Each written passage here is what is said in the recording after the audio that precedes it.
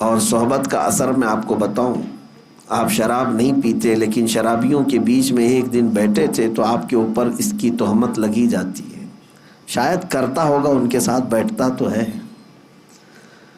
تہمت صرف صحبت کی وجہ سے لگی، آپ نے کیا کچھ نہیں، نشے کے اڈے پر بیٹھے ہوئے تھے، نشہ کیا نہیں لیکن تہمت لگ گئی کہ اس کو بھی شاید اس کی لت لگی ہوگی، کیونکہ اس کا اٹھنا بیٹھنا تو انہی لوگوں کے ساتھ ہے۔ کبھی آپ خیال کرتے ہیں کہ صحبت کا کتنا زیادہ اہتمام دنیا میں بھی ہوتا ہے؟ جب رشتے کی بات آتی ہے، لڑکی کی تو خوبصورتی اس کے گھر میں جا کر دیکھتے ہیں، لیکن لڑکے کے لیے جو سب سے پہلی چیز دیکھی جاتی ہے اس کی صحبت دیکھی جاتی ہے۔ یہی دیکھا جاتا ہے کہ وہ کن لوگوں کے ساتھ اٹھتا بیٹھتا ہے، اس کی دوستی یاری کس کے ساتھ، اسی پر لوگ اس کو پرکھ لیتے ہیں۔ تو آپ اندازہ کریں کہ دنیا میں صحبت کا اتنا بڑا اثر ہے تو پھر آخرت میں اس کا بہت زیادہ اہتمام ہوگا، دیکھا جائے گا۔ حتیٰ کہ مرنے کے بعد نبی پاک صلی اللہ تعالیٰ علیہ وسلم نے یہ بھی ارشاد فرمایا، اپنی میتوں کو جب قبرستان میں دفن کرو تو اچھوں کے بغل میں دفن کرو۔ میرے عزیزوں، آج ہم جو تمنا کرتے ہیں جنت البقیع میں سونے کی، اس کی وجہ بھی یہی ہے کہ 10,000 صحابہ وہاں آرام کر رہے ہیں، اولیاء کاملین، سلف صالحین، تابعین وہاں پر آرام فرما رہے ہیں۔ میری اس پوری گفتگو کا خلاصہ یہ ہے کہ آپ صحبت یہاں پر سب سے پہلے ڈھونڈو، کس کی صحبت میں رہنا چاہتے ہو۔ زندگی کے بہت مختصر دن ہیں، ظاہر سی بات ہے دھوپ میں چلنے والا چھاؤں ضرور ڈھونڈتا ہے، تو چھاؤں دیکھنے کے وقت یہ دیکھنا کہ کون سی چھاؤں لے رہے ہو۔ گدھے کی چھاؤں، گدھا بھی کھڑا ہے، اس کی پرچھائیاں تو ہوتی ہیں، گدھا اگر کھڑا ہو تو اس کی پرچھائی تو پڑتی، وہاں پہ بھی چھاؤں ہے۔ اگر تم یہ سوچتے ہو دھوپ سے بچنے کے لیے یہ چھاؤں لے لوں، تو تمہاری سوچ پر اور تمہارے انتخاب پر تو دنیا کہے گی۔ ہاں، اگر تم نے کسی گھر کا سایہ لیا یا کوئی درخت کا سایہ لیا تو کم از کم اتنا تو کہا جائے گا کہ ہاں اس نے سوچ سمجھ کر کے چھاؤں کا انتخاب کیا ہے۔ لیکن میں جس چھاؤں کی بات کر رہا ہوں میرے عزیزو، جن صحبتوں کی میں بات کر رہا ہوں، اپنی اس شارٹ زندگی میں، مختصر زندگی میں اس صحبت کا انتخاب کرو جو صحبت تمہیں رسول اللہ کے قدموں تک پہنچاتی ہو، نبی پاک صلی اللہ تعالیٰ علیہ وسلم تک پہنچاتی ہو، اس صحبت کا انتخاب کرو۔ عزیزان گرامی وقار، اسی کو قرآن نے کہا ہے، اے ایمان والو اللہ سے ڈرو اور سچوں کی صحبت میں آ جاؤ، سچوں کی صحبت میں آ جاؤ۔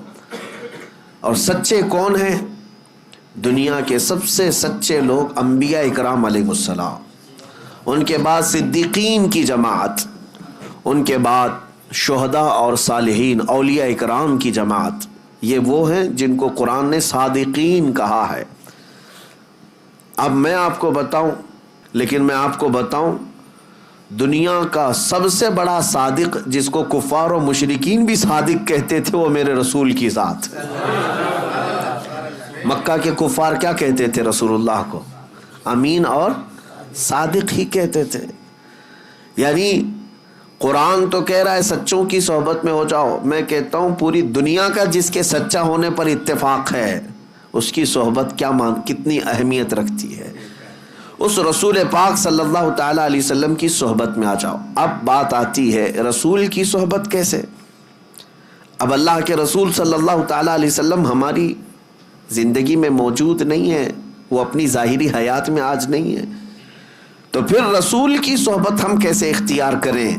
تو نبی پاک صلی اللہ تعالیٰ علیہ وسلم کی احادیث کے ذریعے سے ملتا ہے کہ پھر امت کے جو اولیاء اکرام ہیں، علماء صالحین ہیں، وہ نبی کے نائب ہوتے ہیں، ان کی صحبت نبی کی صحبت۔ یہ جو چین ہے اپنے مشائخ سے وابستہ رہنے کی، علماء اور مشائخ سے جو عوام وابستہ ہے، اس کی ایک وجہ یہی ہے کہ یہ رسول اللہ کی صحبت حاصل کرنا چاہتے ہیں۔ مجھے یہ بتاؤ اے میرے عزیزو، تمہیں سنتیں اگر سیکھنا ہے، نبی پاک صلی اللہ علیہ وسلم کی سیرت تمہیں جاننا ہے، یا اب تک تمہارے پاس معلومات آئی ہیں تو کس کے ذریعے سے آئی؟ علماء اکرام کے ذریعے سے آئی۔ تو رسول اللہ کے وہ نائب ہیں، اور ان کی صحبت تمہارے لیے نبی کی صحبت ہے۔ جو جس کی صحبت میں رہتا ہے ویسا ہی رنگ پکڑتا ہے، ویسی رنگ پکڑتا ہے۔ میں آپ کو بتاؤں، سیدی اعلیٰ حضرت امام اہل سنت فاضل بریلوی رضی اللہ تعالیٰ عنہ جب ماررہ مطہرہ تشریف لے گئے تھے، اس وقت وہ جوان تھے، 20-22 سال کی عمر ہوگی، اور ان کے پیر و مرشد کی عمر 80 کے اوپر تھی، غالباً عمر زیادہ ہو چکی تھی۔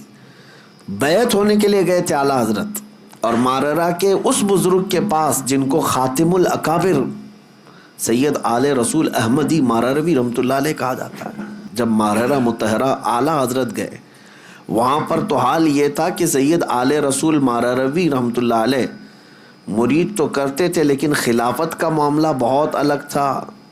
ہر کسی کو خلافت کا پٹہ نہیں ڈال دیا جاتا تھا، کسی کو 10 سال 12 سال مجاہدے کرواتے وہاں خانقاہ میں رکھ کر پھر خلافت دیتے تھے۔